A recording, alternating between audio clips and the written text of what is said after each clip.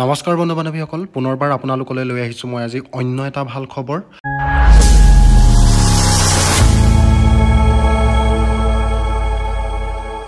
বন্ধু বান্ধৱীসকল এনএফ ৰেলৱেৰ ফালৰ পৰা আপোনালোকলৈ মুকলি কৰিছে কেইবাটাও ভেকেন্সি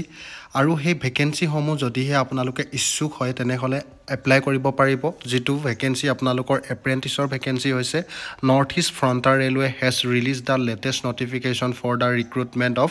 5647 পোষ্ট 5647টা পোষ্ট তেওঁলোকে মুকলি কৰিছে এপ্ৰেন্টিছৰ কাৰণে যদিহে আপোনালোকে ইচ্ছুক তেনেহলে এই পদসমূহ আপোনালোকে আবেদন কৰিব পাৰিব যেটো তেওঁলোকৰ অফিচিয়েল ৱেবছাইট www.nfr.indianrailways.gov.in এই অফিচিয়েল ৱেবছাইটটোত গৈ আপোনালোকে সম্পূৰ্ণ তথ্য জানি ল'ব পাৰিব বন্ধু বান্ধৱীসকল এতিয়া জানোৱা হওক ইয়াৰ বয়সৰ সময়সীমা কিমান বা আপোনালোকে ইয়াক কেনে ধৰণে এপ্লাই কৰিব আৰু আপোনালোকৰ এপ্লিকেশনৰ ফিজ কিমান হ'ব আটাইতকৈ ভাল খবৰ যে ল'ৰা ছোৱালী সকলোৱে এই পদসমূহ আপোনালোকে আবেদন কৰিব পাৰিব এতিয়া ইয়াৰ অৰ্গেনাইজেশ্যনৰ নাম হৈছে north east frontier railway apply last date হৈছে 3/12/2024 তাৰিখ ডিসেম্বৰ মাহৰ 3 তাৰিখৰ লাষ্ট ডেট টোটেল ভেকেন্সি 5647টা ইয়াৰ পোষ্ট কৈছো এপ্ৰেন্টিছ এপ্লাই প্ৰসেছ হ'ব online job location north east official website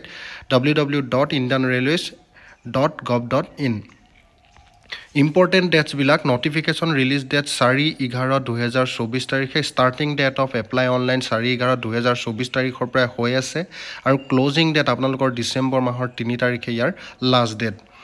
application or fees general candidate dibolibo 100 taka OBC 100 taka EWC 100 taka ST candidate dibona lage aru SC dibona lage aru female candidates e kono dhoronor application fees dibona lage Payment mode আপোনালোকে debit card credit card আৰু net banking আৰু UPI ব্যৱহাৰ কৰিও ইয়াৰ payment দিব পাৰিব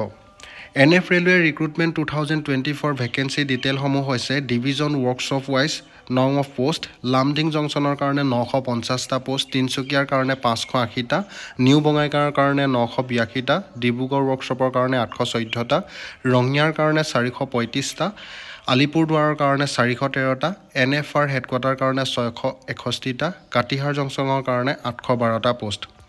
তাৰ পাছত ইয়াৰ helpline number দিছে আপোনালোকে যদি কিবা জানিব বিচাৰে কিবা মন্তব্য আগবঢ়াব বিচাৰে ইয়াত তেওঁলোকৰ হেল্পলাইন নম্বৰ দিছে তাত আপোনালোকে যোগাযোগ কৰিব পাৰিব ৰাতিপুৱা 10 বজাৰ পৰা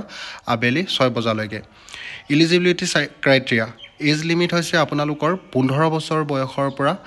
15 বছৰ বয়সতকৈ কম হ'ব নালাগিব আৰু 24 বছৰ বয়সতকৈ বেছি হ'ব নালাগিব বুলি 2024 চনত তেওঁলোকে দিছে 15 পৰা 24 বছৰ বয়সলৈকে আপোনালোকে পদবোৰ আবেদন কৰিব পাৰিব তাৰ লগতে আকৌ বয়সৰ আপোনালোকৰ ৰিলেকশন দিছে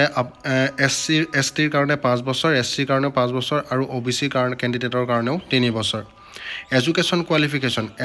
কোৱালিফিকেশন তেওঁলোকে দিছে 10th পাস কৰিলে আপোনালোকে পদবিলাক আবেদন কৰিব পাৰিব আৰু ITI থকা সকলৰ কাৰণে আৰু সুবিধাজনক হ'ব তেওঁলোকে এই পদবিলাক আবেদন কৰিব পাৰিব 10th পাস কৰিলে